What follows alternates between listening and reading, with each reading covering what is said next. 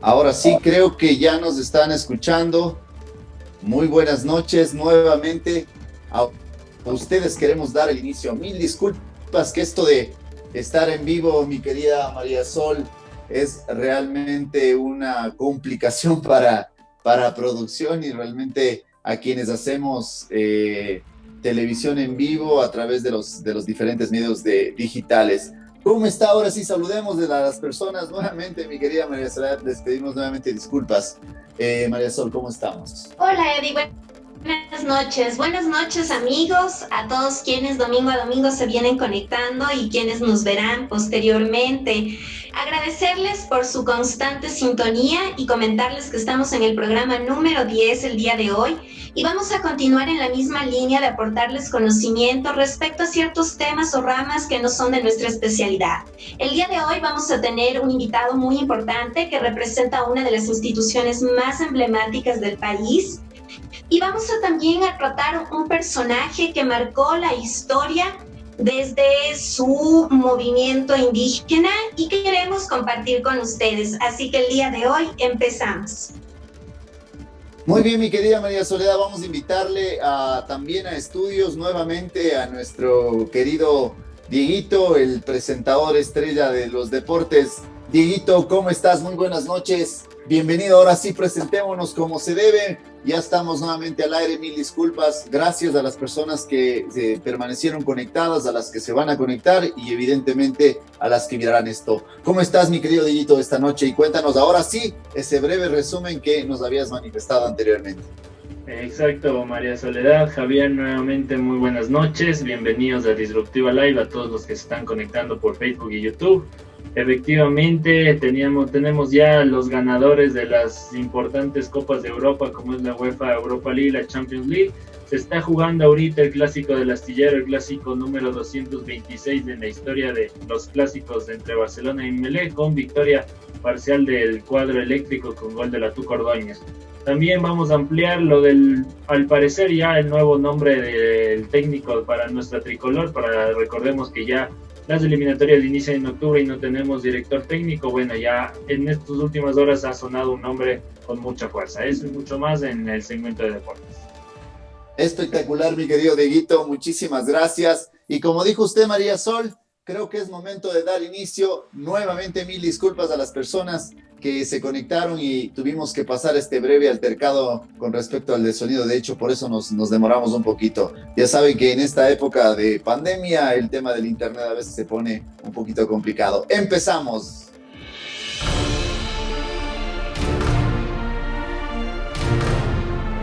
Esto es lo que está iniciando.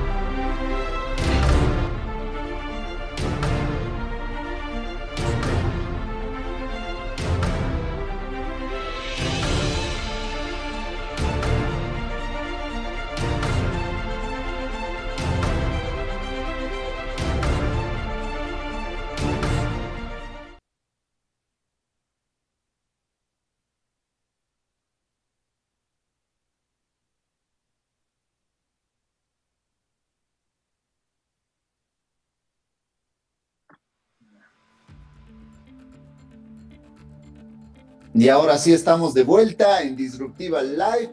Les invitamos, como les decíamos al inicio, que lamentablemente no nos habían escuchado, a las personas que cuentan en sus hogares con un Smart TV. Recuerden que estamos retransmitiendo la señal a través de YouTube y lo pueden encontrar como el canal oficial iSay. María Sol, cuéntenos un poquito y hoy tenemos un personaje importantísimo que nos habla con respecto a la temática que abordaremos en este programa, que es la ignorancia sobre los derechos legales, los derechos sociales y evidentemente este factor importante que es la seguridad social.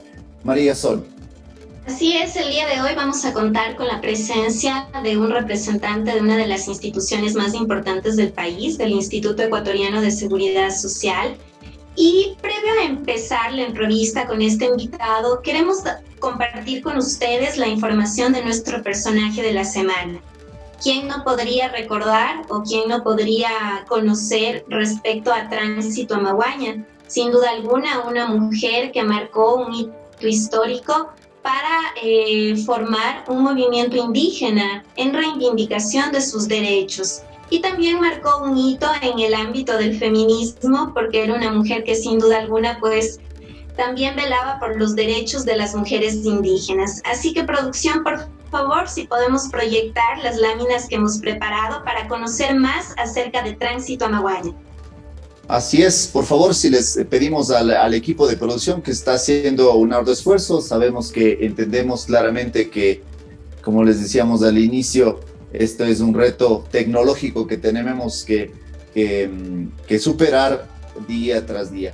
Sol, bueno, conversemos un poquito mientras producción nos ayuda con la colocación de las láminas que les tenemos preparado esta noche. Tránsito, ¿usted qué conoce de Tránsito Amaguaña, mi querida Sol? Bueno, fue una mujer de origen indígena que nació en Cayambe. Muchos de nosotros cuando escuchamos de Tránsito Amaguaña tal vez nos imaginamos que nació en la Sierra Centro, pero no es así. Tránsito nació en Cayambe.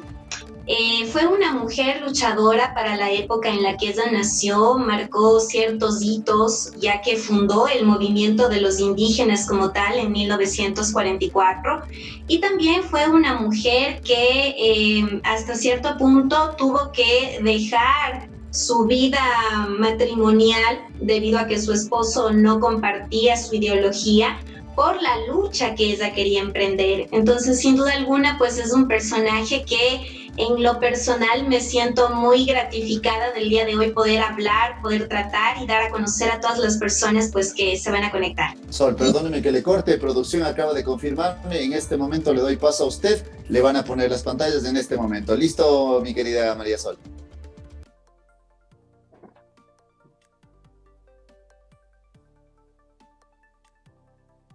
Bueno, el día de hoy vamos a hablar de Tránsito Amaguaña. Tránsito Amaguaña, como les mencionaba, nació en 1909 en Cayambe, en la provincia de Pichincha, y falleció en el año de 2009. Tránsito Amaguaña es de origen indígena, sus padres fueron indígenas, y sus padres, por la época en la que ellos nacieron y vivieron, pues tuvieron que enfrentar grandes retos respecto a la discriminación que existía en aquella época contra los indígenas de nuestros pueblos. Obviamente, Tránsito contrajo matrimonio a una temprana edad. A los 14 años de edad, Tránsito ya se casó. Se casó con un hombre mayor a ella, con un hombre de 25 años. Tránsito tuvo 4 niños varones, y debido, como les mencionaba, a que su esposo no compartía su ideología y también tenía ciertos problemas de adicción a la bebida, pues y brindaba mal rato hacia Tránsito, pues ella optó por divorciarse y hacerse responsable de sus 4 niños en aquella época y precisamente velar por su familia. Edison, continuemos por favor con las referencias bibliográficas más importantes de Tránsito.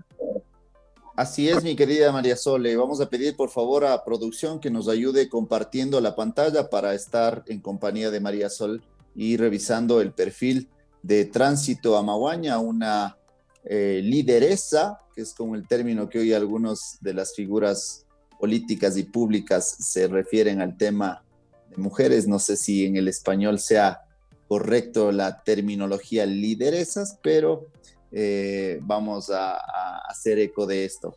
Estamos ahora sí ya en pantalla, mi querida María Sol. Efectivamente, Tránsito Amaguaña, una mujer luchadora, como muchos de los políticos le toman en primera línea en sus discursos, incluso el citar la lucha por los pueblos de Tránsito Amaguaña, que estoy seguro que muchos ni siquiera conocen de dónde proviene esta mujer. Como bien lo decía usted, no pertenece a la Sierra Centro, al contrario, es una de las personas que están muy, muy, muy cerquita, de hecho es en la provincia de Pichincha. Muchos atribuirían que las luchas del pueblo indígena solo se las puede atribuir a la Sierra Centro, y definitivamente esto es algo totalmente equivocado, porque tenemos aquí una mujer que luchó desde el rincón, hablemoslo así, de Pesillo. ¿Usted había escuchado hablar de Pesillo, mi querida Sol? No, no había escuchado, no conozco y fue muy importante saber que Tránsito pues nació en esa localidad y creo que es una tarea pendiente de todos ir y conocer el sitio donde ya nació. Realmente la parroquia de Olmedo en Pesillo es una parroquia muy hermosa, está a las faldas del volcán Cayambe, tiene unos paisajes andinos majestuosos, está en el cantón Cayambe, en la provincia de Pichincha. Sus padres son indígenas huasipungueros. ¿Por qué les denominaban huasipungueros o terracundos?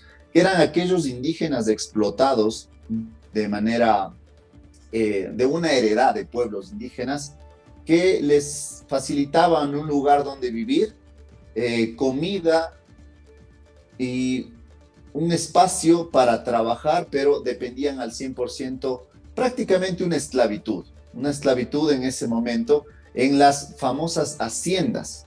¿Sí? Luego de parte ahí una lucha que empieza con este tipo de líderes como es Tránsito Amaguaña. No sé si les había manifestado a nuestros amigos que el nombre de nacimiento, con el nombre que evidentemente es de una creencia católica en su momento, la bautizaron como Roselena Amaguaña Alba.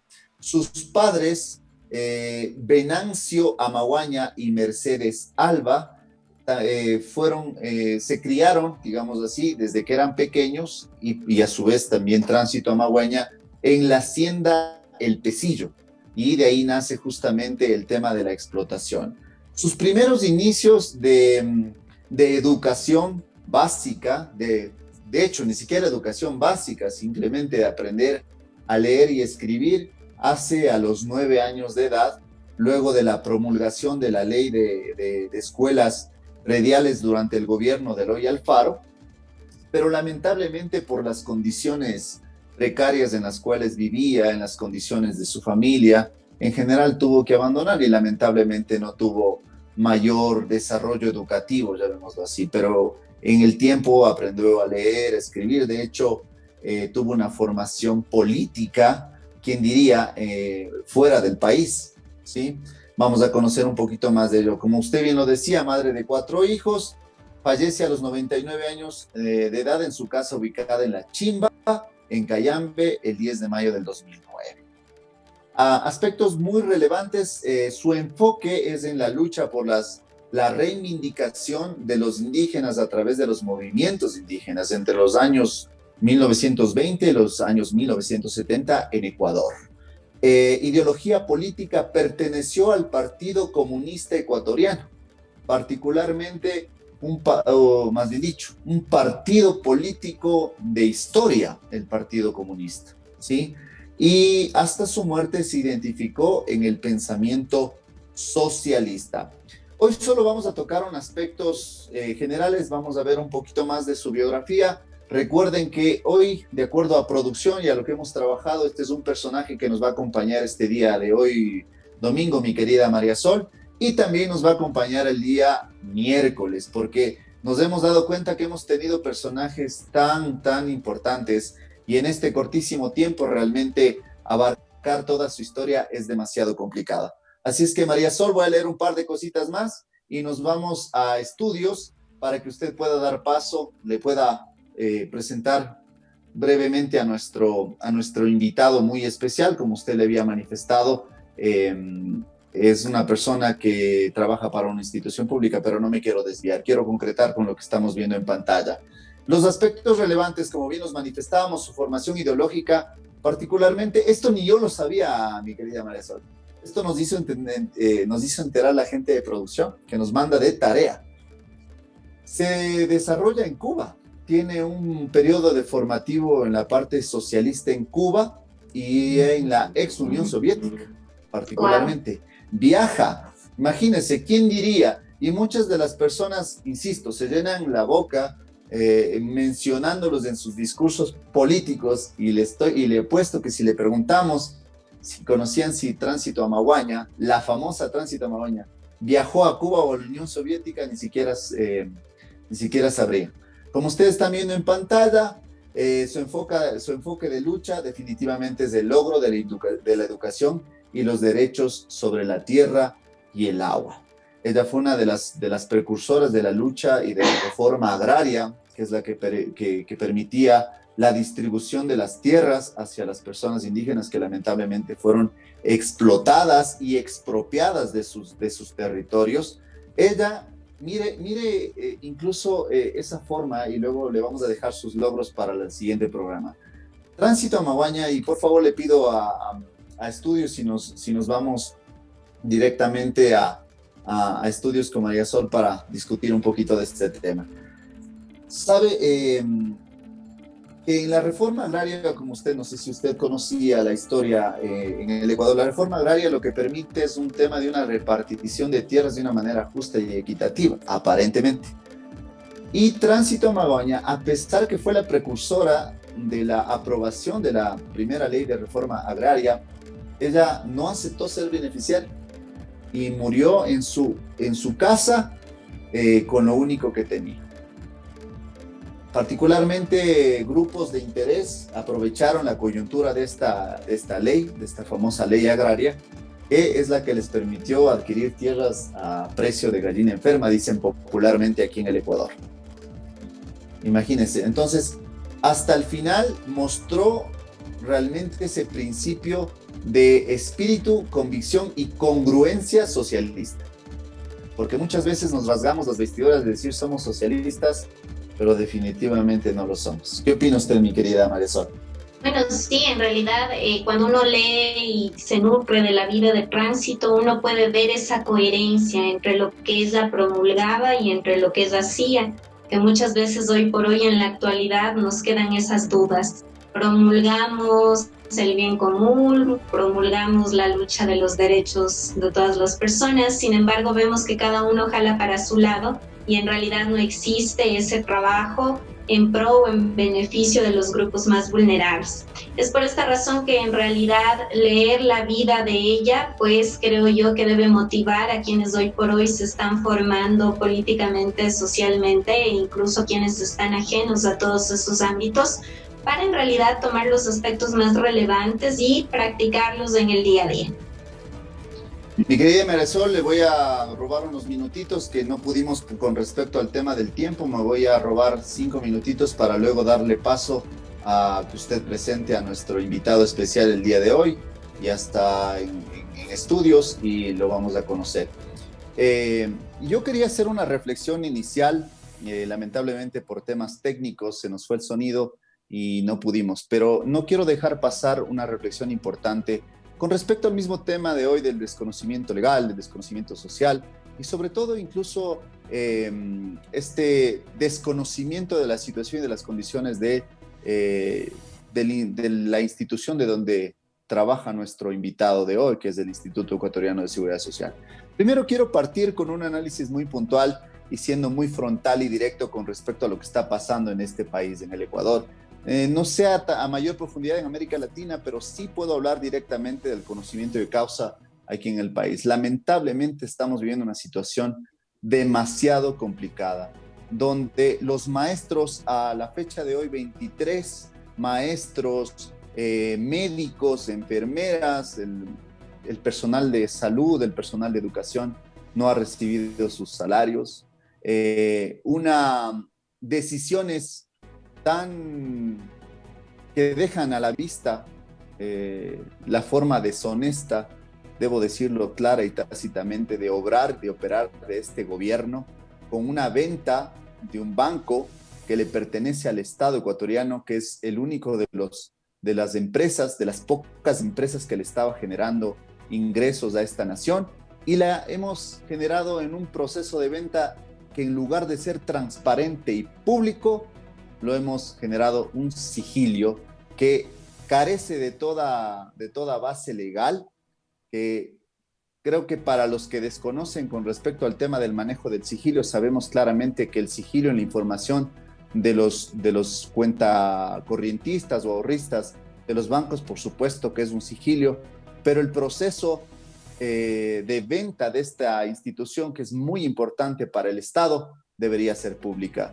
Así es que invitamos a todas las personas que nos miran, que nos escuchan, lejos de estar en cualquier situación o bancada política o aspecto político, debemos considerar lo que está pasando en el país con respecto a la situación económica y a las decisiones que este gobierno lamentablemente está tomando con respecto a acciones como la venta del Banco del Pacífico de una manera sigilosa por debajo de la mesa. Así es que quería dejarles con ustedes esta pequeña reflexión, pero es importante también considerar lo que vamos a ver con nuestro invitado en contadísimos minutos sobre lo que debemos actuar con respecto a ser empleadores y trabajadores. Sin más, mi querida María Sol, le voy a dar paso a usted. Bueno, vamos a estudios para que podamos iniciar la tan esperada entrevista a este funcionario, el director provincial del Instituto Ecuatoriano de Seguridad Social. Vámonos entonces con esto, mi querida Sol. Contar con un invitado que precisamente forma parte de una de las instituciones más emblemáticas de nuestro país y que tiene una trayectoria profesional muy importante en diferentes carteras de Estado y también en instituciones de talla internacional.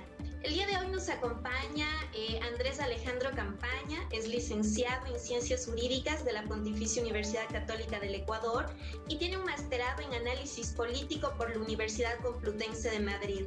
Así que el día de hoy vamos a tratar temas sumamente importantes respecto a diferentes aspectos de cómo está funcionando hoy por hoy el Instituto Ecuatoriano de Seguridad Social frente a esta crisis sanitaria, qué servicios tenemos disponibles de manera presencial para la población, qué otros servicios se encuentran de manera virtual y trataremos también temas referentes a la ley humanitaria. Es muy importante tratar estos temas que hoy por hoy son conversación del día a día y que dentro de las empresas están siendo muy discutidos. Así que damos la bienvenida a Andrés. Andrés, buenas noches. Bienvenido. Buenas noches, Javier, María Soledad. Muchas gracias por este espacio que nos permite informar a nuestra audiencia sobre todo del trabajo que viene desarrollando el Instituto Ecuatoriano de Seguridad Social en la provincia de Pichincha, que como ustedes bien nos señalaron, quizás es la institución más importante de nuestro país.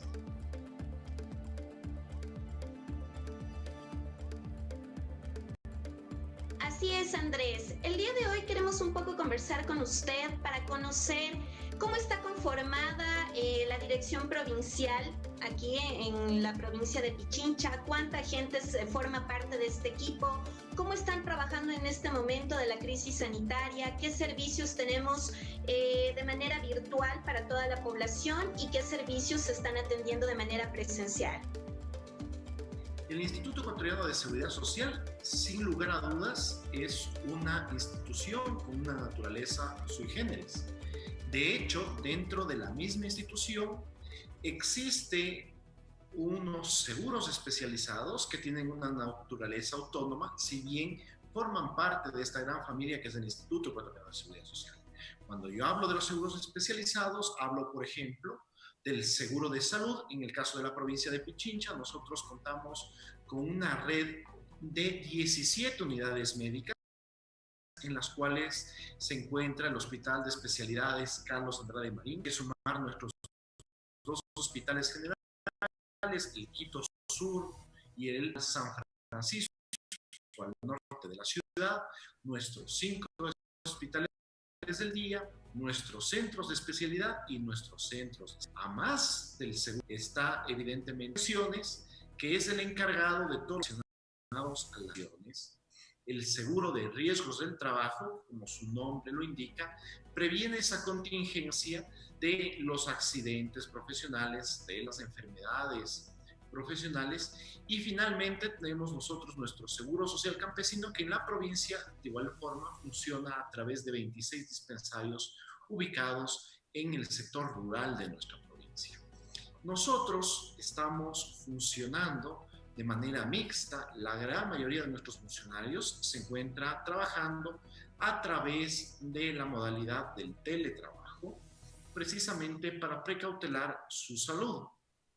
Hay otro número importante, pero minoritario, de funcionarios que estamos haciendo trabajo presencial durante toda la emergencia y sobre todo Luego que el Comité de Operaciones de Emergencia determinó la necesidad de reanudar nuestras actividades de forma presencial, están en funcionamiento 6 de nuestros puntos de atención a la ciudad: el edificio matriz, el edificio de riesgos del trabajo, en los cantones de Cayambe, Rumiñahui, y adicionalmente a eso se suma nuestro punto en el condado y nuestro punto de la Cámara de Comercio. Excelente, Andrés. Primero, qué gusto tenerte aquí en Disruptiva Live. Realmente para nosotros el poder contar con un funcionario que esté en la primera línea de la ejecución de servicios hacia la comunidad realmente es un honor. Pero yendo un poquito más a profundidad sobre Andrés como tal, tenemos en nuestra ficha de tu bio, has tenido una trayectoria en el mundo de las instituciones del Estado muy amplia y por eso queremos también conversar en algunos de los aspectos. De hecho, si me permites, quisiera compartirles un poco con las personas que nos están mirando, nos están escuchando a través de AESEI. Actualmente eres el director provincial del Instituto Ecuatoriano de Seguridad Social de Pichincha. Has trabajado en la Secretaría Nacional de Gestión de la Política, en el Consejo Nacional Electoral de la Asamblea Nacional, en el Ministerio de Coordinación de los Sectores Estratégicos. También has trabajado en misiones en el Ministerio del Interior de la República en Argentina, y veo que realmente esto te da una amplia trayectoria y nos va a permitir plantearte la siguiente pregunta de esta noche. ¿Cómo ves esta nueva ley humanitaria, o desde tu perspectiva, tanto como funcionario del Instituto Ecuatoriano de Seguridad Social, así como Andrés Campaña, el profesional, cómo miras la última ley aprobada, la ley denominada humanitaria?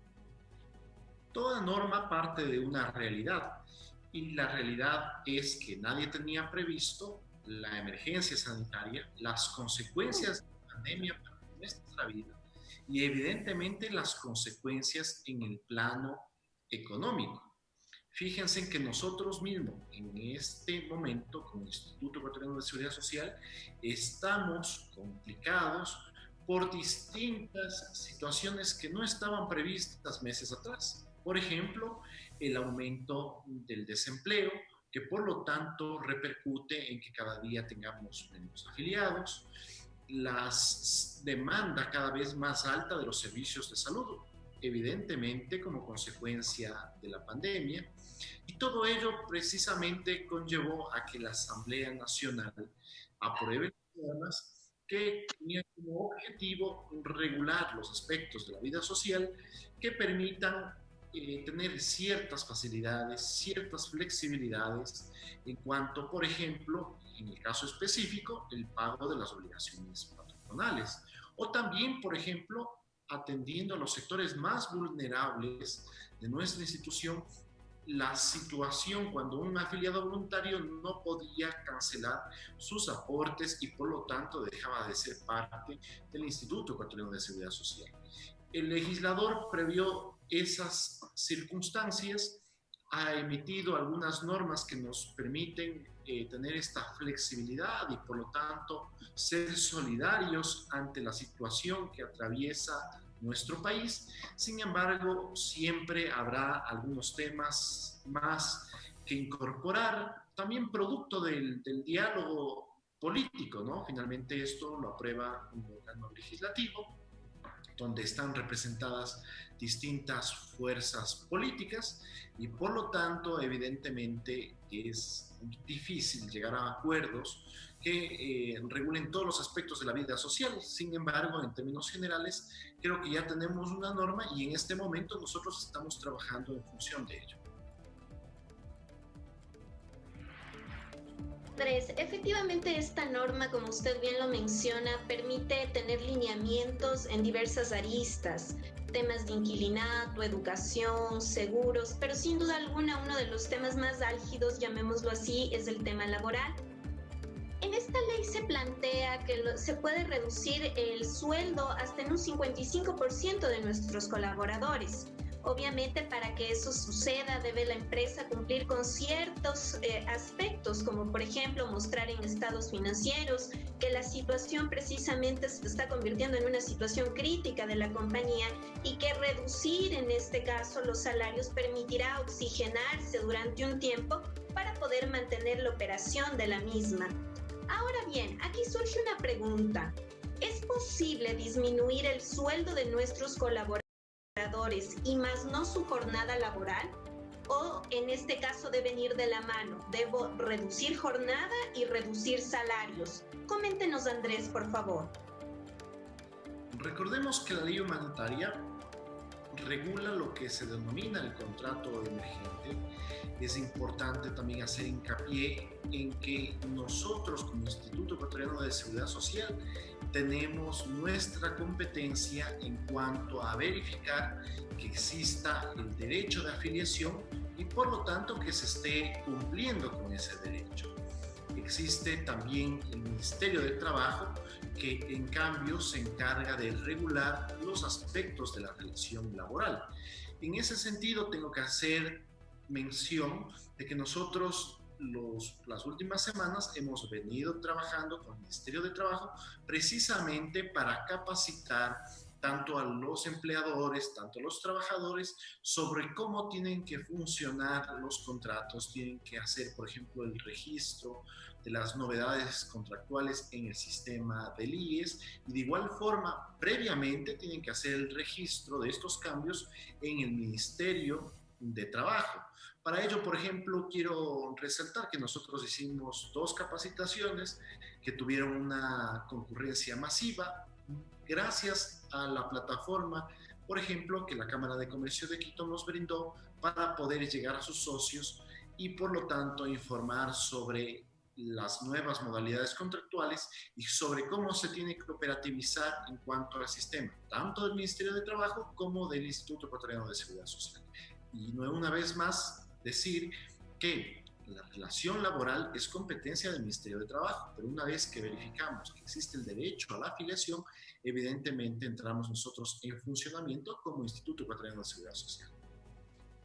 Excelente, mi querido Andrés. Realmente que la ciudadanía conozca estos aspectos es de vital importancia, sobre todo para estas condiciones que realmente la pandemia nos ha dejado, como la pérdida de los empleos, como inclusive el impacto que está teniendo la pandemia en términos financieros y de sostenibilidad al Instituto Ecuatoriano de Seguridad Social, una institución que tiene larga historia y realmente hoy también se ve totalmente impactada por el tema del coronavirus. En esa misma línea quisiera, Andrés, que por favor nos comentaras con respecto, hay una cierta incertidumbre con respecto a cierto grupo de trabajadores que se quedó un poco en el limbo, entre el interdín de antes de la pandemia, hablemos de entre diciembre, enero y febrero de este año, y diciembre del año anterior y enero y febrero de este año, así como el momento de la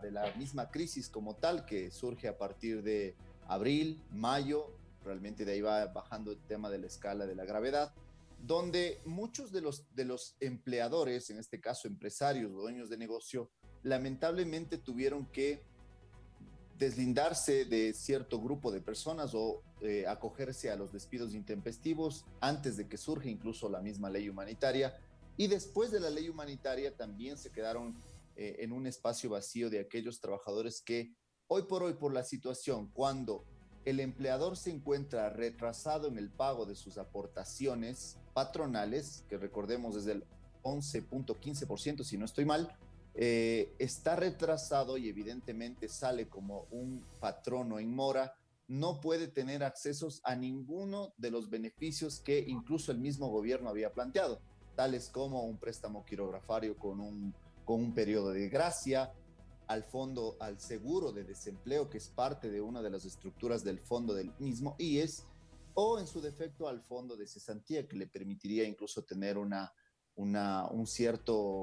cierta liquidez para sostenerse en estos meses de pandemia. Cuéntanos en esos aspectos, porque la ley no acogió estas sugerencias de entregar los fondos aún a pesar de que los trabajadores, los empleadores en este caso, hayan estado en retraso. Cuéntame en esos aspectos, ¿cómo podría ser la gente? ¿A dónde podría acudir? ¿Cuáles serían los instrumentos? Evidentemente sabemos que el diálogo es lo más adecuado en el ponerse de acuerdo tanto con su empleador como trabajadores. Pero ¿qué podrían hacer desde tu experiencia como director regional del IES? ¿Qué podrían hacer estos ciudadanos que ya va un poco más a que les dejan indefensión a estos trabajadores? Nosotros para funcionar necesitamos recursos. Nuestra fuente de financiamiento es el cumplimiento de las obligaciones patronales y también, evidentemente, la aportación personal que, por ejemplo, realizan nuestros afiliados voluntarios y nuestros afiliados independientes. Ese dinero, esos recursos, nos permiten seguir funcionando como institución, nos permiten financiar los servicios de salud, que por ejemplo en este momento son tan importantes, nos permiten financiar las pensiones y también las otras contingencias, como ustedes bien lo señalaron, por ejemplo, el seguro de desempleo. Si nosotros no contamos con esos recursos, evidentemente nos complicamos en cuanto a nuestras operaciones financieras. Ahora bien, hay que hacer una diferenciación.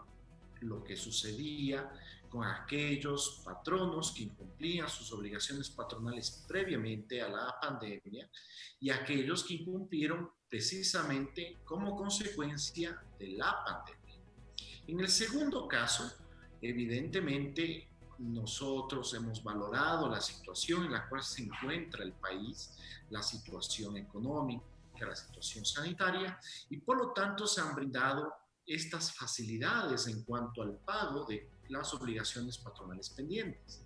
Por ejemplo, aquellos patronos o aquellos afiliados que no pudieron cubrir con sus aportaciones individuales durante los meses de la pandemia, marzo, abril, mayo, junio y julio, tienen la posibilidad de que a partir del mes de septiembre realicen un acuerdo para que en 12 meses plazo puedan pagar esas aportaciones y esas obligaciones que no pudieron hacer como consecuencia de la emergencia sanitaria.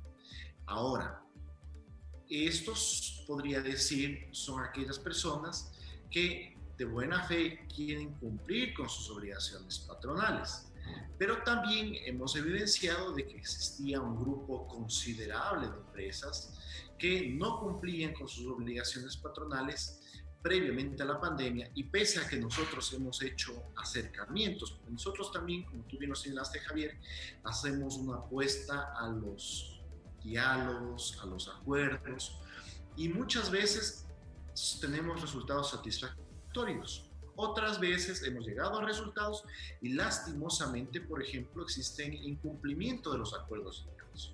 Es por eso que nosotros hemos optado por iniciar también las acciones de carácter penal para aquellos deudores que no cumplen con sus obligaciones patronales y que retienen ilegalmente las aportaciones de los trabajadores.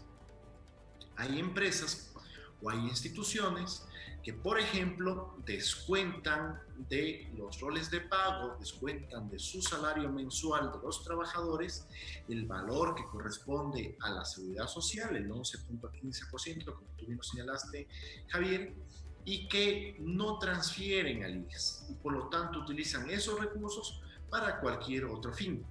Esa actividad es penada por la ley.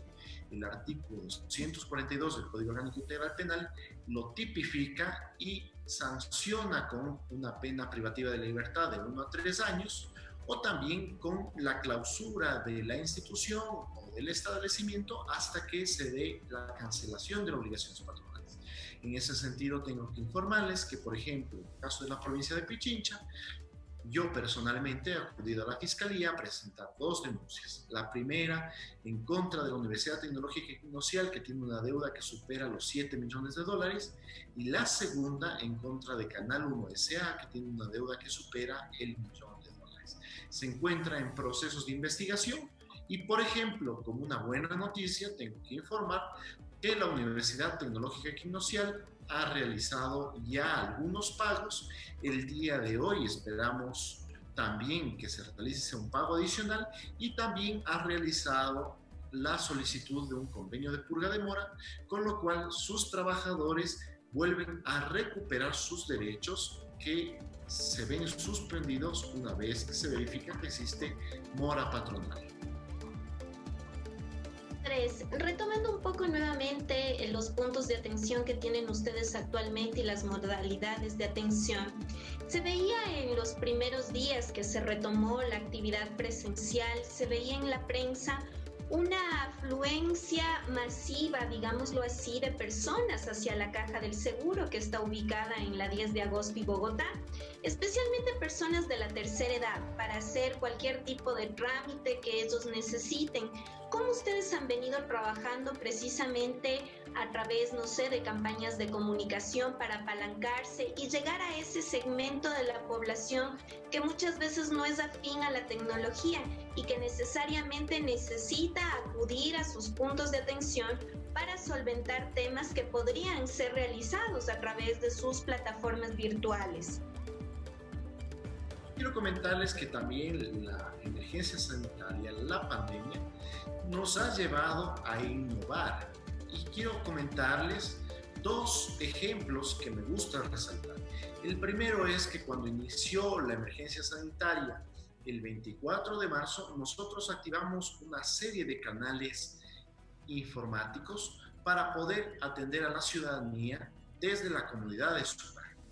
De hecho, desde el 24 de marzo hasta la actualidad, nosotros hemos atendido a través de nuestros canales en línea más de 200,000 trámites, lo que da cuenta de la enorme demanda de la ciudadanía y también da cuenta del enorme compromiso de los trabajadores del Instituto Ecuatoriano de Seguridad Social por gestionar esos trámites y esas demandas ciudadanas.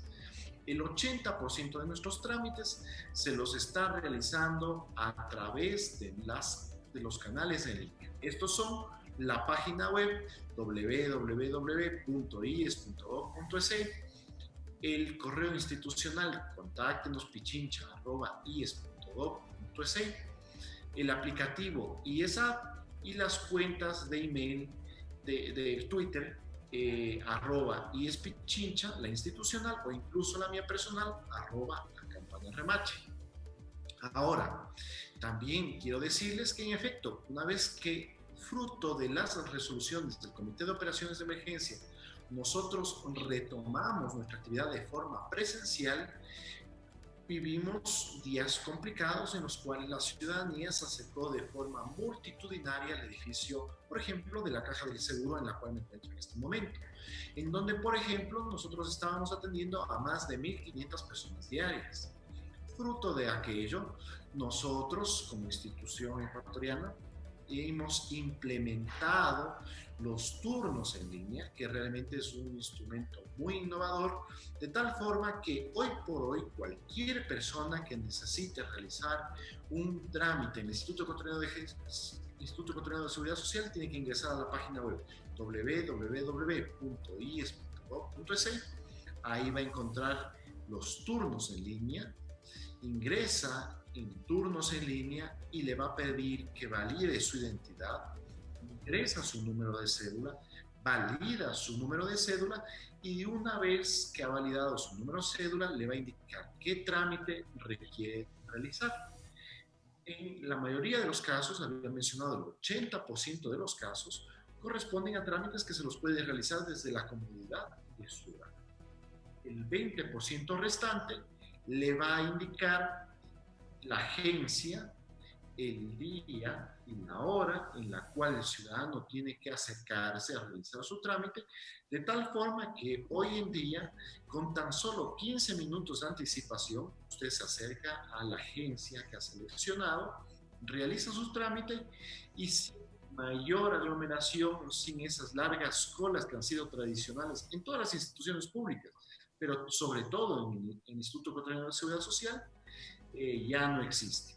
Ahora, también tengo que ser sincero, las 2 últimas semanas hemos tenido serias dificultades porque hemos evidenciado de que hay una campaña agresiva de ataques informáticos que incluso impidieron el funcionamiento normal de nuestra página web.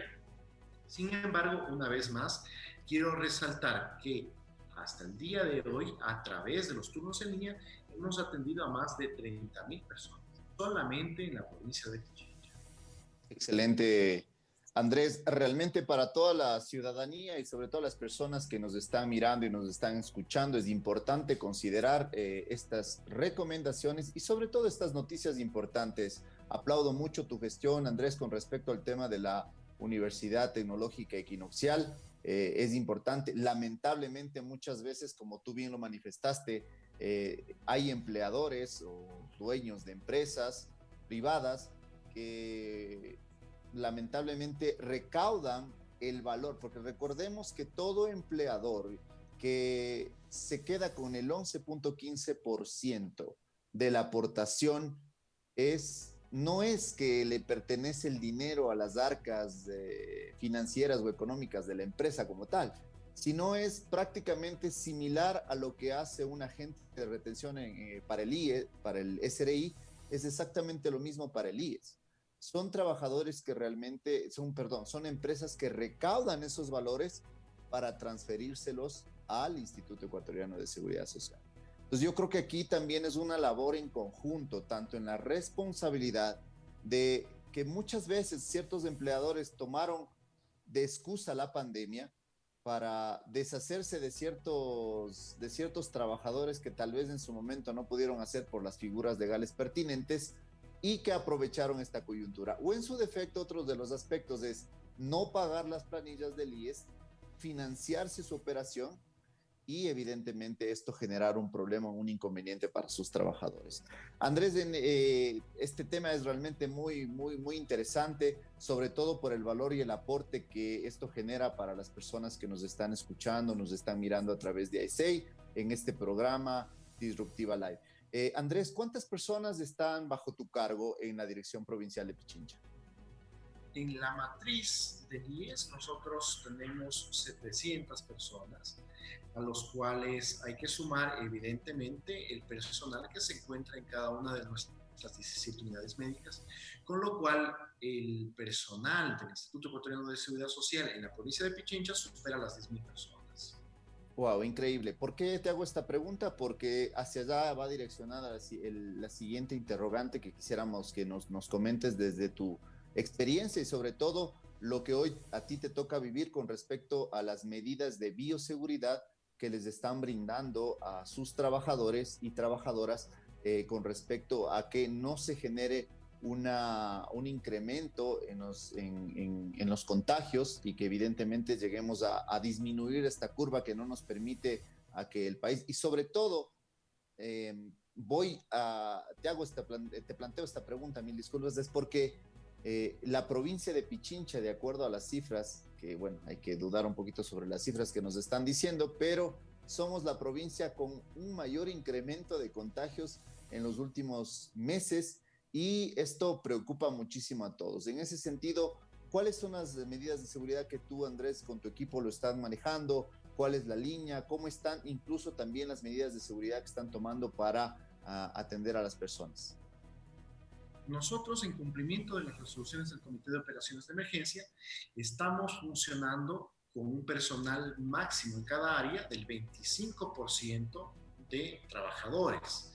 Ahora, hay que hacer una diferenciación. En las unidades médicas, evidentemente, el trabajo ha venido funcionando con normalidad durante todos estos meses de la emergencia sanitaria.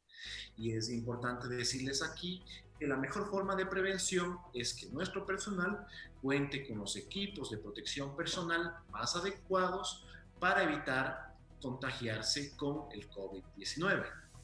En el caso del área administrativa, nosotros, les había mencionado, estamos funcionando con un máximo del 25% de nuestros trabajadores.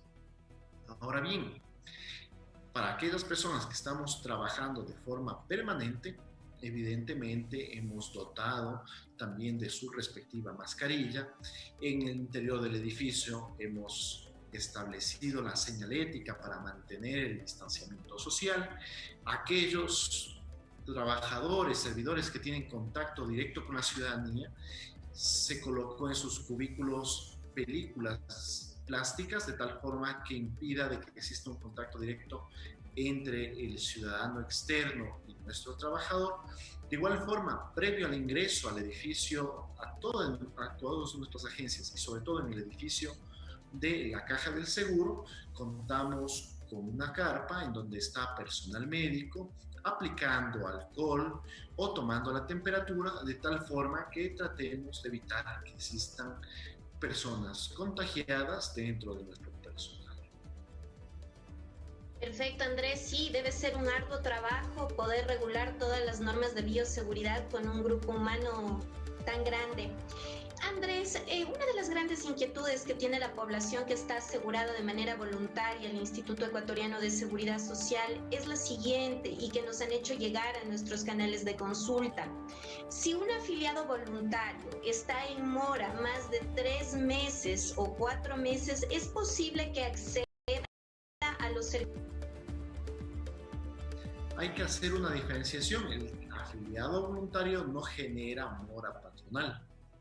El afiliado voluntario lo que realiza es una aportación mensual de carácter individual. Ahora, también quiero comentarles, estamos en un proceso de transición, porque previamente a la aprobación de la Ley Orgánica de Apoyo Humanitario por el COVID-19, aquellos afiliados voluntarios que durante 2 meses dejaban de pagar su aportación, en ese momento perdían el derecho a los servicios de salud.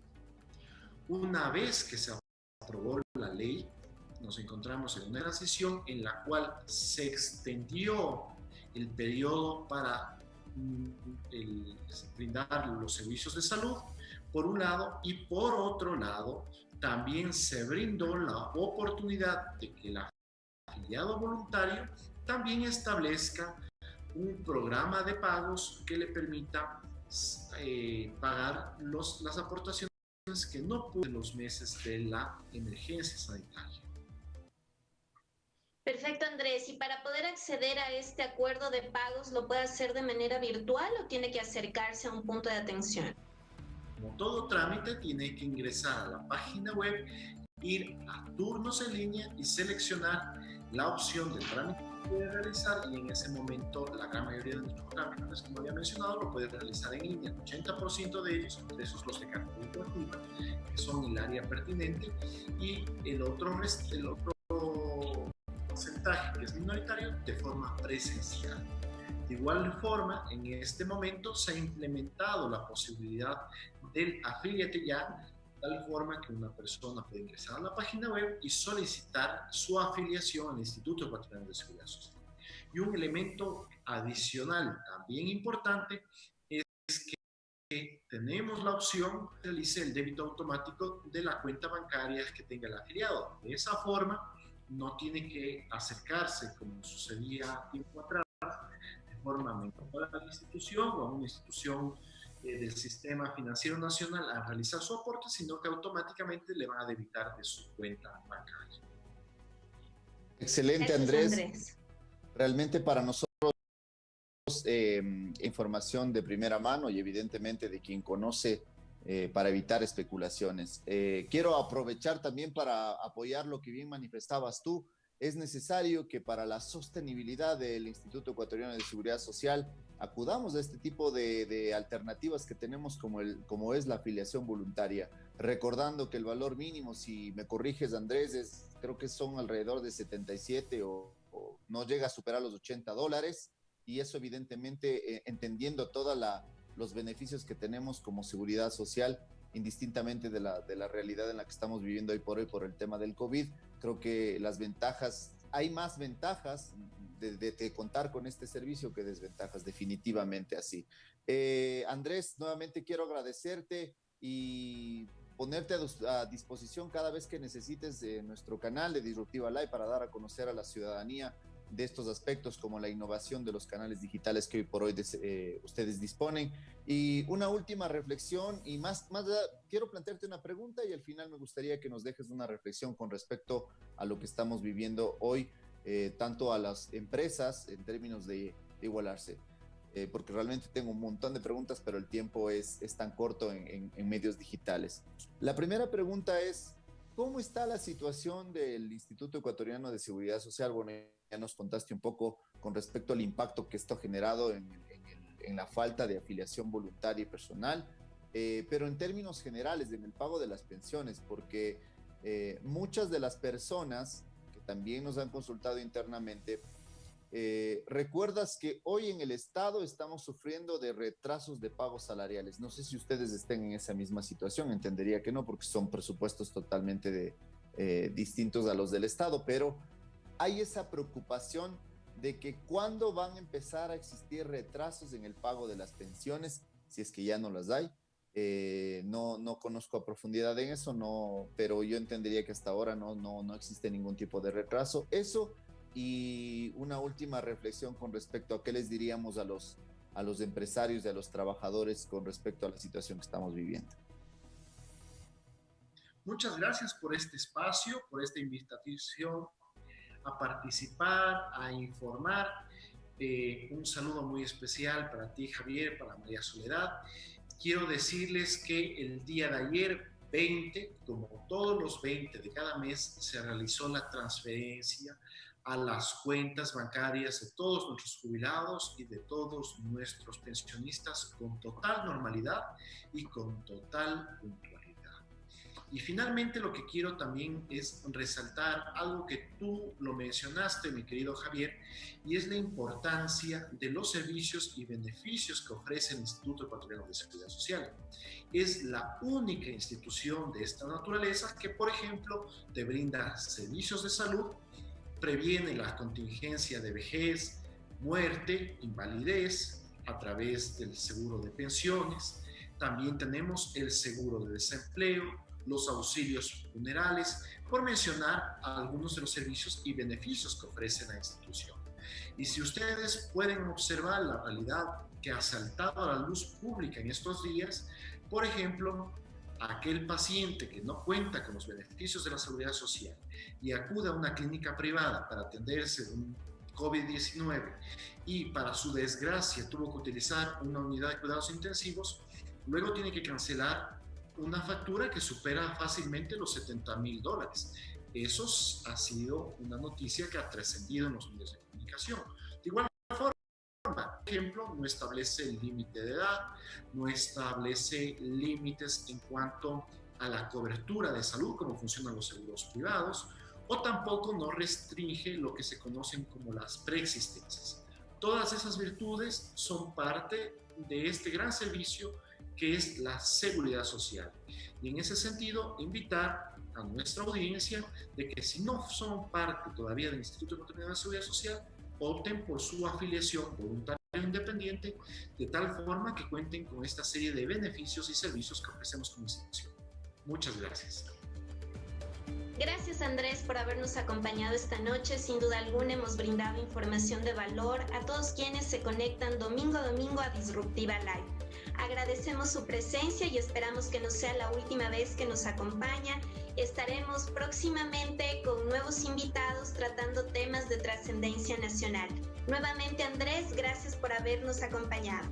Así es, mi querida María Soledad, realmente ha sido un espacio en el que hemos podido informar, no solo nos hemos informado todo con respecto a las acciones que está llevando a cabo el Instituto Ecuatoriano de Seguridad Social.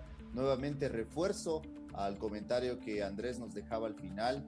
Consideremos, por favor, arrimar todos el hombro a esta institución que ha sido histórica, indistintamente de las administraciones que hayan pasado y de las acciones que hayan hecho a favor o en contra de esta institución. Es importante que todos los ciudadanos ecuatorianos podamos aportar de manera voluntaria si tenemos esta oportunidad, como bien lo manifestaba Andrés. Y aquí quisiera, Soledad, hacer una pequeña reflexión.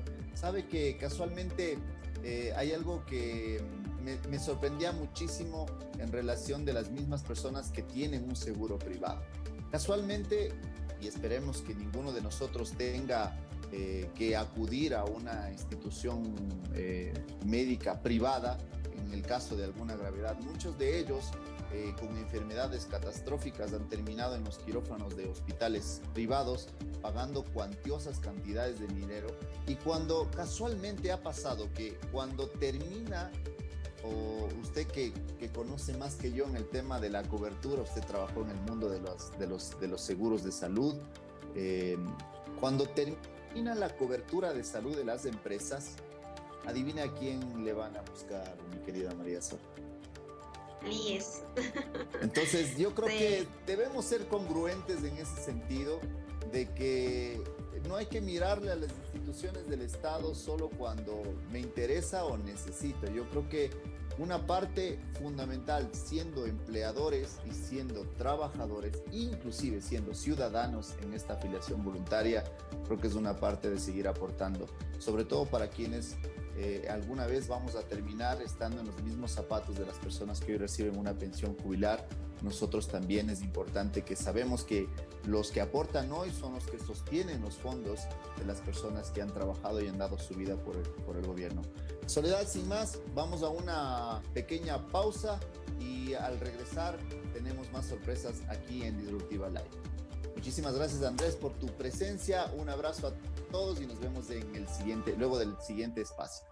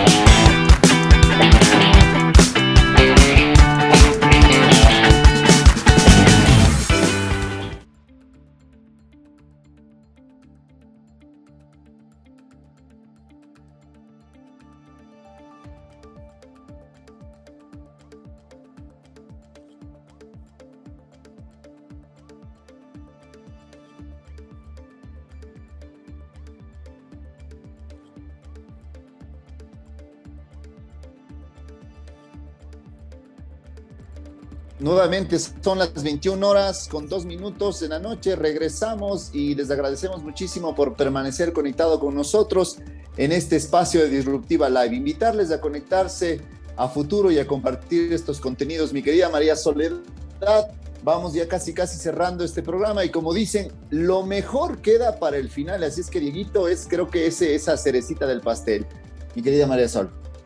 Así es, así que el día de hoy vamos a dar paso a Diego para que nos mantenga informado de todas las novedades deportivas, tanto nacionales como internacionales. Dieguito, te escuchamos.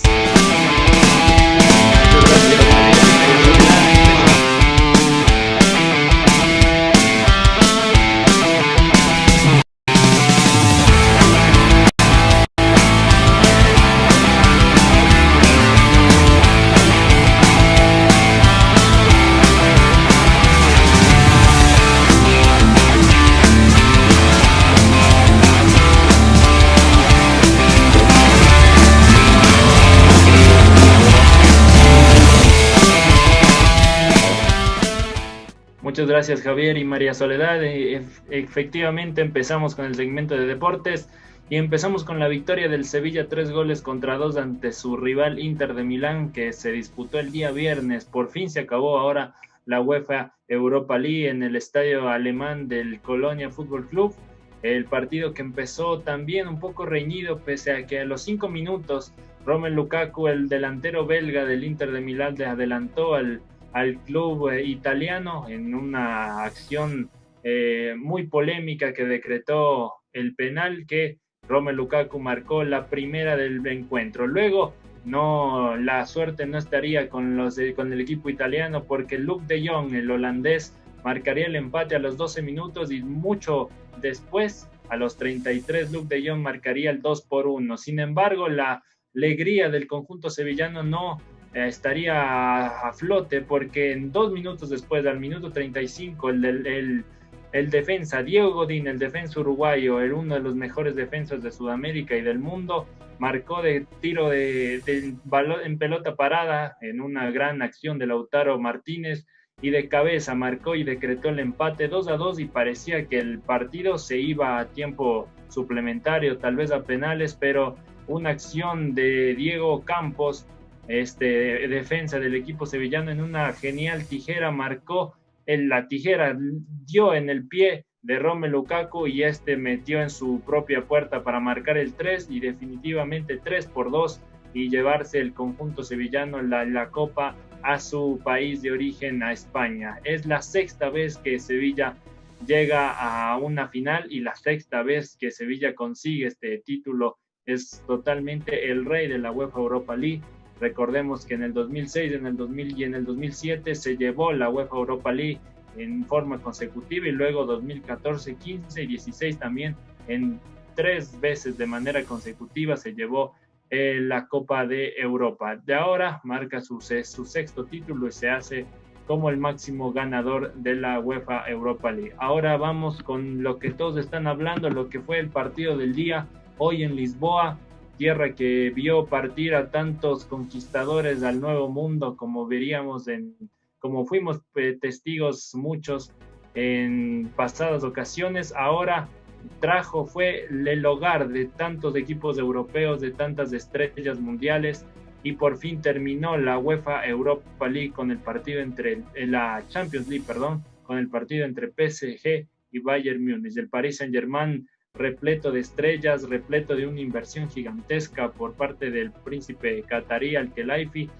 y llegó a una final después de haber luchado por 3 años con todas las estrellas como Neymar, Mbappé, Di María, Icardi, Verratti, Keylor Navas. Llegó por fin a una final europea, cosa que solo habían hecho el Saint-Denis, el Mónaco y también el campeón que quedó en 1993 del Olympique de Marsella. Llegó a una final por fin y se enfrentó a un equipo sumamente poderoso, sumamente colectivo, y eso es lo que quiero precisar hoy. Ganó el juego en equipo, ganó el juego colectivamente, el ataque, la presión alta del Bayern Múnich, que en sus filas no tiene una superestrella como un Cristiano Ronaldo, un Messi o un Neymar, pero tiene un equipo con grandes jugadores como fue el propio Coman, que marcó el gol, el Gnabry, también estuvo Lewandowski, que fue catalogado y se llevó el Balón de Oro, la Bota de Oro para ser más específicos, como el goleador de ese torneo con 15 goles,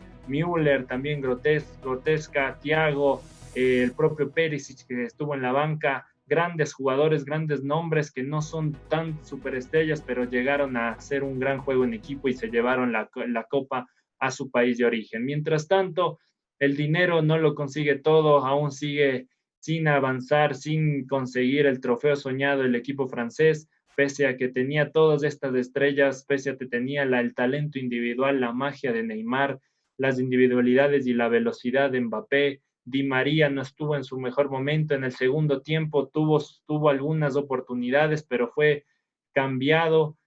También Ander Herrera creo que fue el más flojo del equipo parisino, pero sin embargo dio mucho de qué hablar, dio juego bastante reñido en la primera mitad, una primera mitad muy, muy mediada, muy peleada. Nadie era más que nadie, porque teníamos acciones tanto del equipo bávaro como del equipo parisino. Sin embargo, en la segunda mitad tuvimos algunas acciones igual de pelota parada. El gran lateral derecho Kimmich, promesa del fútbol alemán, marcó un centro en el cual Coman, que había sido el francés, que había sido un poco dudoso su presencia porque en esa posición jugaba el croata Perisic, fue muy, muy hablada, muy polémica la presencia de él en el rol titular, y también su juego en todo el partido estaba siendo muy criticado, pero con un fuerte remate colocado, por fin batió a la portería de Keylor Navas, que había sido uno de los mejores porteros de esta competición. En el minuto 59 ocurrió este gol y bueno, tuvimos también la contra del Paris Saint-Germain, pero sin llegar a crear tanta presión y tanto ataque en el arco defendido por el portero Manuel Neuer, que sin duda se pone el título como el mejor arquero del mundo. Le gana a su compatriota Ter Stegen del Barcelona, a Courtois del Real Madrid, al señor Buffon, que ya está en decadencia en la Juventus. Manuel Neuer, aún con los años que tiene, se cataloga como el mejor portero del mundo y no solo de Europa. 10 partidos jugados, 10 partidos ganados para este poderoso Bayern, no perdió ninguno, no empató ninguno. Antes de la final había ganado al menos por 3 goles cada partido, y en esta final, bueno, pese a que en la semifinal el Olympique de Lyon francés fue un poco superior, el juego colectivo, como les digo, fue superior a este Paris Saint-Germain, que no se pudo llevar la copa. Se ocurrieron varios disturbios en la zona francesa, en la ciudad de París. Los hinchas del París, como diríamos en el barrio, malos perdedores, salieron se les amargó el festejo, salieron a protestar por lo que no ganó su equipo. En cambio, su hinchada rival del Olympique de Marsella salió a festejar que aún es el único equipo francés que levantó la orejona allá por 1993. Y el Bayern, la fiesta en Múnich, en esta ciudad alemana, sigue hasta el momento. Un gran equipo que irá a la historia con esta Champions, que también pasará a la historia como la Champions del COVID, la Champions del coronavirus, una final, eso sí, atípica, sin público, con solo los respectivos equipos, los respectivos utileros y también el director técnico y todos sus asistentes. Una final muy atípica, pero al fin tuvimos campeón, habemos campeón, como dirían en Europa. Por fin el Bayern Múnich se colocó su 6ª Copa de Europa. Recordemos que el Bayern fue campeón en el 74, 75 y 76, 3 títulos seguidos en la década de los 70 de la mano de Franz Beckenbauer. En el 2001 consiguió su 4º título de la mano de Oliver Kahn en esa final en Milán, en la ciudad italiana, contra el equipo del Valencia, ese poderoso Valencia de Héctor Cooper. Y luego en el 2013, ahora en Wembley, en el Templo del Fútbol en Londres, consiguió su 5ª Copa de Europa, y ahora en el 2020 en el Estadio da Luz de Lisboa, en el estadio del famoso y grande Benfica de Portugal, consiguió su 6ª Copa de Europa. 11 finales, 5 perdidas, 6 ganadas para este equipo alemán, que sube al podio de los máximos ganadores de la Champions. Comparte con el Liverpool, que algo curioso, que el Liverpool fue campeón, igual consiguió su 6ª Copa de Europa el año pasado, y comparten los dos equipos la 3ª posición como los máximos ganadores de esta competición. El segundo lugar sigue siendo aún para el poderoso Milan, que esperemos que en los próximos años vuelva a despertar este gigante de Europa, y el primer lugar, ya lo conocemos todos, está ocupado por el llamado rey de Europa, el Real Madrid. Veamos qué nos depara el siguiente año. Recordemos que el siguiente año la Champions se jugará la final en Turquía, en el estadio de Estambul, en el Estadio Olímpico de Estambul, todo ya previsto para tener una gran final y una gran competición de la que viene en la Champions League el próximo año. Pasamos ahora con el fútbol nacional. Ya se acabó la fecha número 7 de la Liga Pro. Recordemos que tenemos así fechas viernes, sábado y domingo, y también martes y miércoles. Ya se jugaron todos los partidos. Empezó la fecha el día viernes con el empate del campeón del Ecuador, el Delfín, que otra vez consiguió otro empate, ahora en condición de local. Recordemos que en la fecha 6 empató en condición de visitante contra Guayaquil City, y ahora empató en condición de local ante un Orense que no está haciendo buenos papeles, ya que se encuentra en los últimos puestos de la tabla de posiciones, y el Delfín, que parecía que venía con todo tras ganarle al Emelec 2-0, finalmente se estancó y solo está empatando en los encuentros 0-0, igual sin goles en el marcador.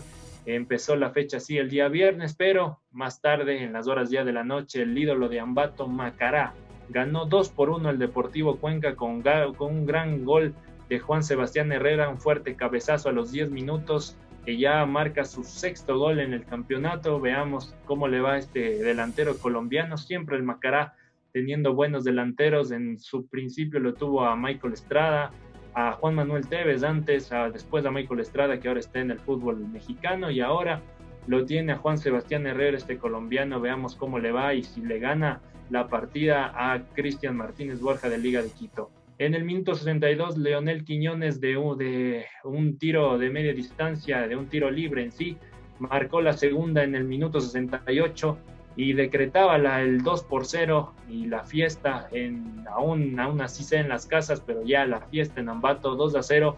El Macará ganaba al Deportivo Cuenca, que no da nada de qué hablar. Empezó bien, al menos se pudo haberse llevado una victoria, recordemos, en la fecha 5 contra Guayaquil City, vimos un buen juego, pero el Deportivo Cuenca está con esta derrota en la última posición. Diego Dorregaray en el minuto 73 marcó el gol del descuento, pero Deportivo Cuenca ya está en el último puesto de la tabla de posiciones. Ya el día sábado, en horas de la tarde, Independiente del Valle, con una gran defensa, comandada por, bueno, ya no jugó en esta ocasión Luis Segovia, pero Richard Zulke, Anthony Preciado, tantos buenos defensas que tiene Independiente del Valle, no le importó que su líder de defensa, Luis Segovia, no esté en este partido, pero aún así ganó una importante victoria contra el Técnico Universitario, que venía bien antes de la pandemia y se parece que se ha descuidado y ya ha regalado varios puntos. El rodillo rojo, veamos qué le depara en el futuro. Recordemos que el día martes tenemos clásico en Ambato, Técnico Universitario contra Macará, pero en este partido parecía que se iba a quedar el resultado sin goles, y una gran acción de Lorenzo Farabelli, el argentino, dio el pase para que Gabriel Torres, el panameño Gabriel Torres, en el minuto 81, ya sobre el final, marque el 1-0 y llevarse así la victoria de los Rayados, que ya están entre los 3 mejores de la tabla de posiciones. Luego, más tarde, ya casi en horas de la noche, la Liga de Portoviejo, la Capira, de local en el mítico estadio de Reales de Tamarindos, de los Reales de Tamarindos, ese escenario que albergó tantos encuentros cuando el Ecuador era sede de torneos sudamericanos y también de Copa América. Albergó este partido entre Liga de Portoviejo y el equipo ciudadano de Guayaquil City. 3-1 ganaron los locales. Federico Frindricewski, este polaco, como le dicen, marcó en el minuto 37. Luego Luis Gómez marcó en doble ocasión para decretar el 3-0 y para no amargar tanto la fiesta, para decir que no fue goleada, para el descuento, Marcos Mondaini, el ex de Emelec, el ex tricampeón con Emelec, marcó el descuento para el equipo ciudadano de Paul Gavilanes, que también viene de más a menos. Estaba entre ya los líderes, pero se vino abajo. Y otro equipo que viene de más a menos, alguien que se venía ganando, teniendo puntos sustanciosos, que venía viendo un buen juego, marcando un buen juego, y otra vez se ha caído el equipo de Pablo Repeto, que increíblemente perdió 2-0 ante Sociedad Deportivo Aucas en una edición más del llamado superclásico del fútbol quiteño, en una tarde lluviosa, una lluvia torrencial, que incluso cayó granizo, que decían las fotos y los memes que boten la pelota anaranjada del PES, del FIFA, cuando hay nieve, pero no fue así. Se tuvo que pausar, se tuvo que dispersar el agua y finalmente se jugó el encuentro. Sergio López, el ex Delfín, el ex campeón con el equipo Cetáceo, marcó la primera, tan solo 3 minutos. Sorprendió la no incursión de Junior Sornosa, alguien muy importante para Liga de Quito, y estuvo ahí Johan Julio, alguien recuperado que fue parte esencial de ese equipo del 2018 que le dio la 11ª corona a Liga de Quito. Pablo Repeto lo eligió así, pero vio los resultados cómo le fueron, porque también tuvo a Moisés Corozo como líder de defensa junto con Franklin Guerra y tampoco le resultó bueno, porque también de ahí vino el segundo gol de Sociedad Deportiva Aucas a los 25 minutos, 2-0, ya ganaba en menos de media hora el Sociedad Deportiva Aucas y parecía que se le venía la noche, parecía que se llevaba y que se sobrepasaba la paternidad de Sociedad Deportiva Aucas, del líder del pueblo, ante Liga de Quito, que en ocasiones especiales, en momentos decisivos, como fue la semifinal del año pasado de la Liga Pro, Liga de Quito pudo pasarle al Aucas, pero en fase regular, en partidos normales, como dirían, Liga de Quito no le puede ganar, no puede sacar ventaja de Sociedad Deportiva Aucas. 2-0 terminó, y también con una expulsión de Johan Julio, que veamos, fue el reemplazante de Junior Sornosa, que para mí es uno de los mejores jugadores que tiene Liga de Quito, y se hizo expulsar porque fue una acción totalmente irresponsable, como diríamos en el barrio, un hachazo, tijerazo para el jugador de Sociedad Deportiva Aucas, y se fue expulsado, y finalmente marcó el 2. Se decretó el marcador 2-0, y Sociedad Deportiva Aucas está resurgiendo. Mostró un buen juego pese a que perdió contra Católica. Se vio que se podía mejorar contra Nacional, y ahora ha mejorado totalmente contra Liga de Quito en un partido crucial. Ya el día de hoy, Musho Gruna le ganó 2-1 a Olmedo, mientras se estaba jugando la Champions League, la final. Estaban también jugando estos muchachos en este partido entre Olmedo y Musho Gruna, que el equipo riobambeño empezó perdiendo con gol de Manuel Orlando. Sin embargo, empató con Joao Paredes a los 56 minutos, y vea usted, algo raro pasó en este partido, porque el arquero de Musho Gruna marcó un gol de tiro libre, Iván Brown, al minuto 79, algo que no sabemos verlo muy común en el campeonato ecuatoriano. Estuvo ahí con un fuerte remate de pierna zurda a lo Reini Guita o Rogero Ceni, como usted lo quiera ver.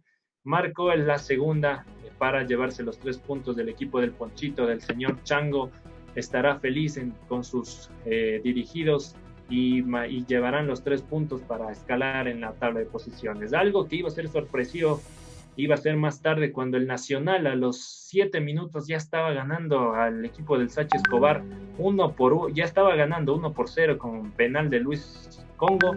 Se llevaba la victoria. Parecía increíblemente el Nacional, que era hace poco el último de la tabla de posiciones, se llevaba la victoria, pero sin embargo la casta del equipo de Sachi Escobar, de Andrés Escobar, de Santiago Escobar, marcó el 1-1 ante el Nacional. Diego Armas, el ex jugador de Técnico Universitario, pudo rescatar un empate al final del encuentro, y no le quitó el caramelo de la boca al Nacional, que se llevaba los 3 puntos a casa. Sin embargo, estas acciones se efectuaron en horas de la noche, y en el último partido, tal vez uno de los más importantes de esta fecha, sin duda el más importante, que acabó hace pocos minutos en sí, Barcelona-Emelec, en un nuevo clásico, en una nueva edición del Clásico del Astillero, en 90, el partido 291 entre estos dos equipos, el Clásico Nacional, como lo dicen muchos, algunos otros los dicen Clásico Regional.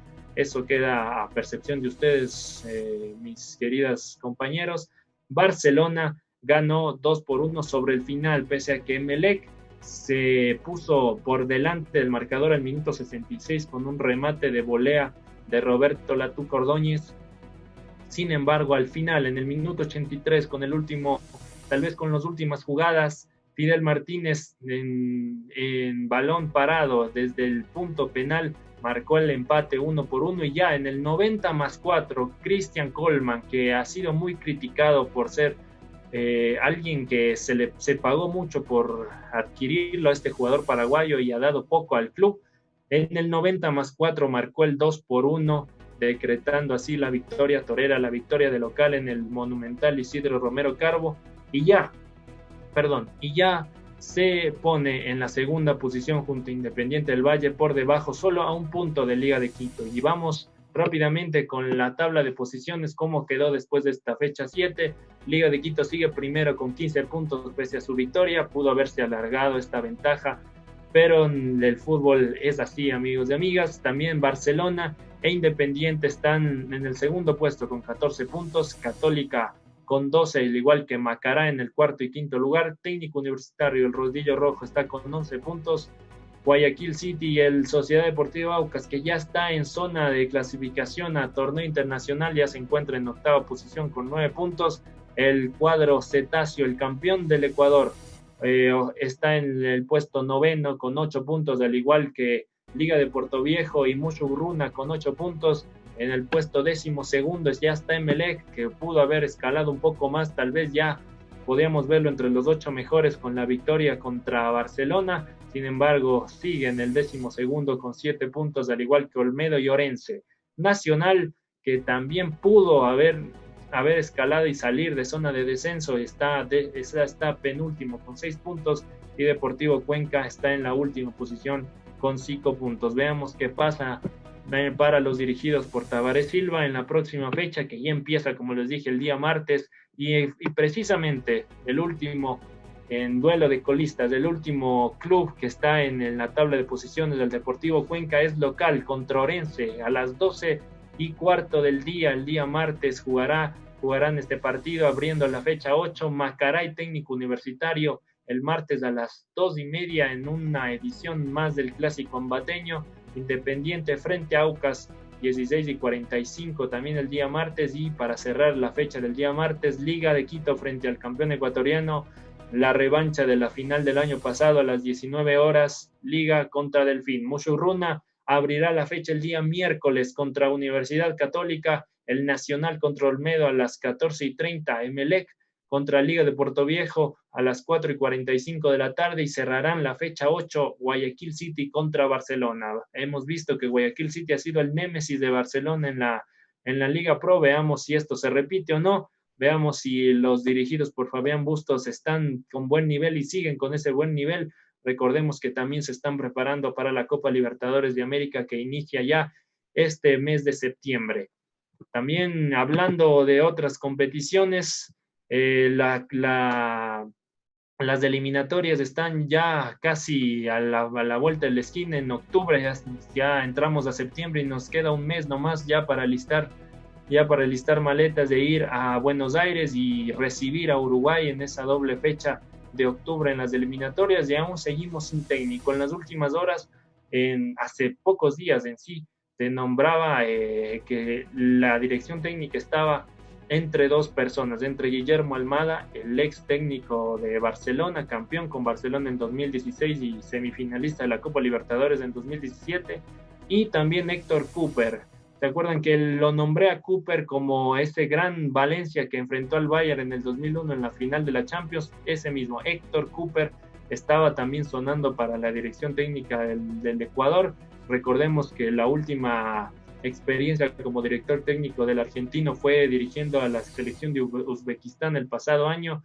Por malos resultados lo despidieron, pero a su carnet podemos ponerlo que dirigió al Mundial con Egipto, a la selección de Egipto. Lo llevó después de más de 20 años de no ir al Mundial, lo llevó nuevamente a Egipto después de que desde Italia 90 no podía ir a un Mundial. La selección egipcia lo llevó en el año 2018 en el Mundial de Rusia, Héctor Cooper a la selección egipcia. Veamos, estaba entre estos dos técnicos la dirección deportiva de la selección ecuatoriana, pero también, bueno, se descartó el nombre de Alex Aguinaga, que también tuvo mucho peso en las últimas semanas, pero en estos últimos días, incluso ya horas, ya la prensa internacional, para especificar más la de Argentina, ha dado el nombre de Gustavo Alfaro, que ya es el técnico de la selección, solo falta hacerlo de forma formal, ya es el técnico de la selección. Veamos si ya se confirma en las próximas horas, pero para los que no conozcan a Gustavo Alfaro, tiene la peculiaridad que ha jugado 2 veces en Quito, la una goleó y la otra la golearon, y las dos con el mismo equipo, con Liga de Quito. La primera le golearon en el 2008, dirigiendo Arsenal de Sarandí, le ganó 6-0 esa Liga de Quito, que después saldría campeona de la Libertadores, y hace un año vino a esta misma ciudad a jugar contra Liga de Quito igual, pero él dirigía a Boca Juniors, y en ese instante le ganó al Rey de Copas 3-0 en condición de visitante, en condición de local, y se llevó una goleada de Quito. Veamos si Gustavo Alfaro, que tiene el cartel de haber dirigido Arsenal de Sarandí, Boca Junior, Huracán, veamos si que se fue mal de Boca y no gusta mucho a los hinchas de argentinos, no gusta mucho su juego. Tiene en su palmarés, haber ganado una Copa Sudamericana en el 2007 con Arsenal de Sarandí. pero y también varios torneos de Serie A allá en Argentina, igual con Arsenal de Sarandí, y también, bueno, la Supercopa Argentina con Boca Juniors del pasado año. Pero veamos qué se vendrá. Se dicen que se les darán 2 millones al año a este entrenador argentino. Veamos si se confirma en las próximas horas que Gustavo Alfaro sea el nuevo técnico de la Tri. Y eso ha sido todo por en los deportes de aquí en Disruptiva Live. Ha sido un gusto compartir el segmento deportivo con todos ustedes. Muchas gracias y hasta el día miércoles, que nos vemos.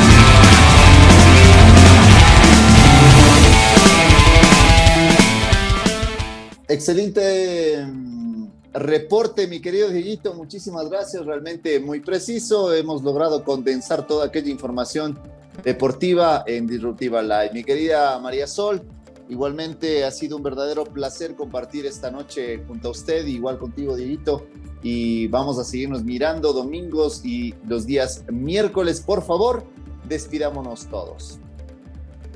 No, gracias a todas las personas que se han conectado el día de hoy y que nos vienen siguiendo domingo a domingo.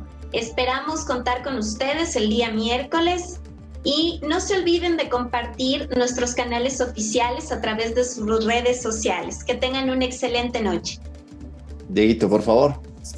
Muy buenas noches, gracias a Javi y María Soledad por el espacio, y también tengan muy buenas noches. Nos vemos el miércoles con más información deportiva y también con todo el programa de Disruptiva Live. De mi parte, muchísimas gracias, agradecerles a todos, familia, amigos, conocidos que han permanecido conectados a la señal de Disruptiva Live a través de AS. Recuerden todos, por favor, los días, este próximo día miércoles continuamos con la ronda de entrevistas y programas de interés. Igualmente estaremos con el segmento deportivo que ya es parte de la familia de Disruptiva Live, mi querido Dieguito, así es que preparar esta información. Igual es posible que María Soledad este próximo día miércoles nos acompañe. Vamos a ir viéndonos para seguir reforzando la información a través de Disruptiva Live. Les pedimos, por favor, compartan este contenido. Recuerden que sin fines de lucro siempre me mantendré en esto, porque estamos creando un espacio de aporte para la sociedad de América Latina y el mundo. Conmigo les deseo la mayor de las bendiciones, un espectacular inicio de semana. Y cuídense muchísimo y a dar lo mejor de nosotros, porque nuestras naciones como el Ecuador y América Latina y sobre todo el mundo y nuestras familias necesitan nuestro esfuerzo. Un abrazo, bendiciones y nos vemos el próximo programa. Bye.